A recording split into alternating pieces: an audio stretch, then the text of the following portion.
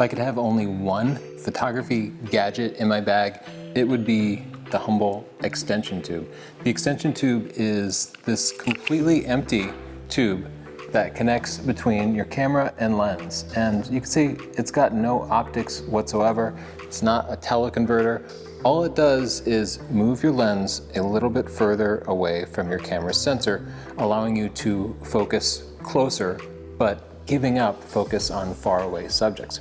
So I have some flowers here, and let's say we want to take the closest possible picture of these flowers. Before we even get the extension tubes involved, I'll give you my favorite trick, which is to put your lens or camera into manual focus mode, then adjust the focus to its closest possible focusing point. Now that you've got it focused as closely as possible, just look through the viewfinder and get closer and closer until you see the subject come into focus. Then you can snap your picture. Now, depending on your lens, you might be able to focus closer by zooming to a different range. Some lenses focus closest at the widest angle lens, some focus closest in the middle somewhere, and some focus closest at the long end. Zoomed into 240 millimeters on this lens. Let me see how close I can get. Now, okay, I have to keep backing up to get it in focus. There we go. At 240 millimeters, I had to move further away from the subject, but the subject is bigger in the frame. That's what we call the magnification. Magnification is a technical term referring to the size of the subject relative to how big it appears on your camera's sensor when the light hits it. Basically, if it's bigger in your viewfinder, you have higher magnification. That's fine, but I can probably get a little bit closer. Before I do, I want to show you this cool trick with flowers in particular, where if you just spray a little mist on them, they look so much prettier. So I have this big misting bottle, but any mister would work. So let's put on an extension tube. When you buy a set of extension tubes, you will usually get a set of 2 or 3 extension tubes in different sizes. This set comes with a 13 millimeter and a 16 millimeter.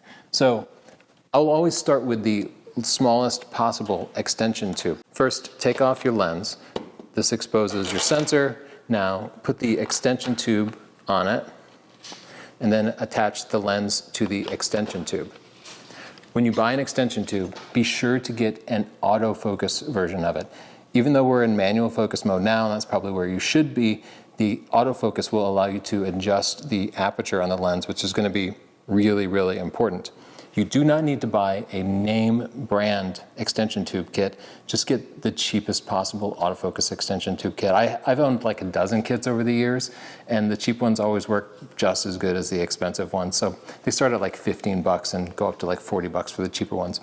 So with that extension tube on there, I'm going to zoom back to 24 millimeters because I probably don't need to zoom in any further. But let's see how close we can get now.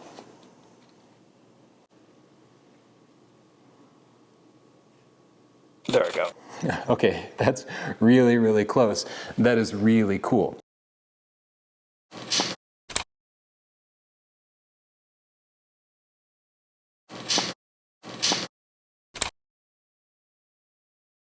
Here's the interesting thing about an extension tube and zoom lenses.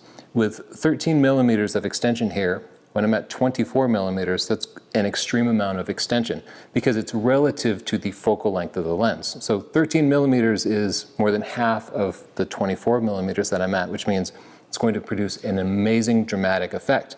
If I'm at 240 millimeters, you'll see that the effect isn't nearly as much.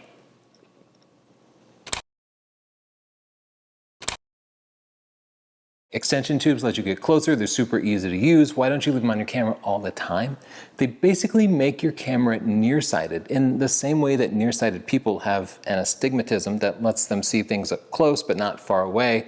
That's what happens to your camera. So with that 13 millimeter extension on and at 24 millimeters, if I look out in the distance and try to focus on things far away, even focusing the lens to infinity, I cannot even focus 4 or 5 feet away. That can be really frustrating.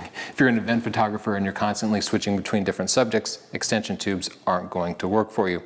That might be the time when you need to switch to a dedicated macro lens.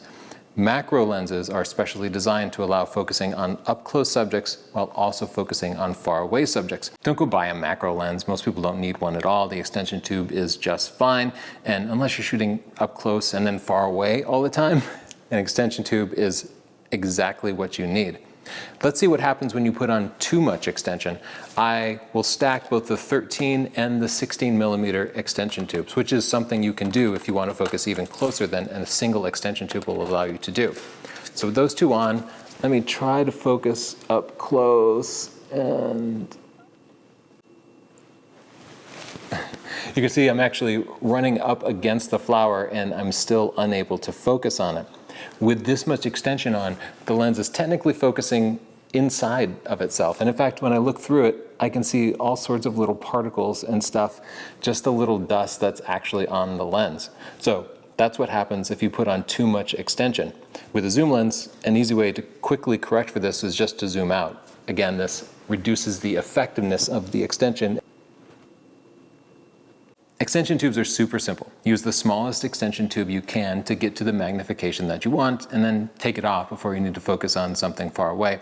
Macro photography, however, is actually pretty hard to do because one of the factors of depth of field is magnification. The closer you get to a subject, the shallower and shallower your depth of field is until the only thing in focus is a tiny, tiny sliver.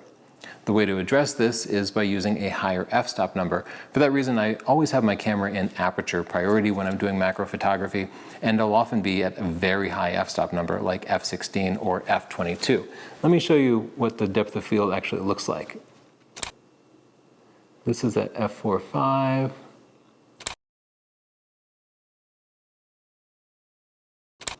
And this is at f22. Looking at the shots at f4.5, f16, and f22, you can see that the shots at the higher f-stop numbers show a lot more of the water droplets in focus, and thus they look much better. But using a high f-stop number introduces a couple of other problems. The biggest is that the camera reverted to using a very high ISO 12,800, and that made the pictures look much noisier. For macro photography, you almost always want as much light as possible. So, turn on the lights in your house, go into the full sun. Those are easy things to do. You might also add some light. This is just an under counter light, like it's a battery powered one, and I just happen to have it nearby, so let me turn this on.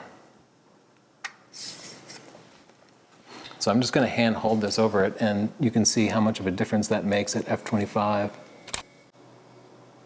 Adding the extra light did two things. It allowed the camera to use a lower ISO, reducing the amount of noise. It also allowed the camera to use a faster shutter speed. Of course, I could switch to manual mode and kind of decide exactly how I want that trade-off to be, but I left my camera in automatic mode just for convenience sake.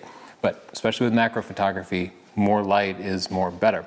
Now, it's not just people trying to photograph flowers who want extension tubes. If you're a wedding photographer, you are going to get a ring shot at some point, and you'll need to get as close as possible. Wedding photographers should all have extension tubes. Portrait photographers, maybe you want to do a close-up of an eye, you need an extension tube. But even wildlife photographers, if you get really good at wildlife photography, you'll begin to get closer and closer to your subjects. And I frequently use sometimes 25 millimeters of extension on my 500 and 600 millimeter wildlife lenses to allow me to get really close to small birds and produce higher magnification and higher quality images. So go pick one up now. They're super cheap and they're a lot of fun, and I promise you will use them for years. If you want to learn everything about macro photography, check out my book, Stunning Digital Photography, which is a full book with a proper curriculum, which is a far more efficient way to learn than just meandering between different YouTube videos. And you get access to a Facebook group where you can get support from other readers. You have tons of practices that you can use to prepare yourself for when the ultimate moment happens and you need to quickly get a shot without fumbling around. And you get more than 20 hours of video, so it's not just reading, but reading accompanied with video, which is a very effective way to learn. Check it out at northrop.photo, and if you have any follow-up questions or follow-up tips about macro photography or extension tubes, write a comment down below. Thanks.